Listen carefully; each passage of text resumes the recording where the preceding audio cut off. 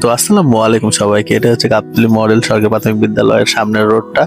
এখান দিয়ে যে বাড়ি স্যারের বাসার পাশের যে গলিটা গেছে, এই রাস্তা দিয়ে আমরা যাব আমাদের কোনো নতুন কোচিং এর লোকেশনে। তো গাবতলী মডেল কোচিং এর স্থান পরিবর্তন করা হয়েছে, সবাই জানো, আমাদের শিক্ষিতরা সবাই জানো। তো যারা জানো না তাদের জন্য জানিয়ে দিলাম।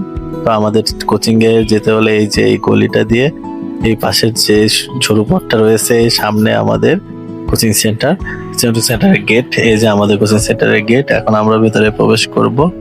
তো মাশাআল্লাহ আমাদের কোচিং সেন্টারের মোটামুটি প্লেসটা অনেক সুন্দর হয়েছে। এটা হচ্ছে আমাদের ক্লাসরুমের লোকেশন গুলো অনেক সুন্দর এবং সিনারি গুলো অনেক সুন্দর।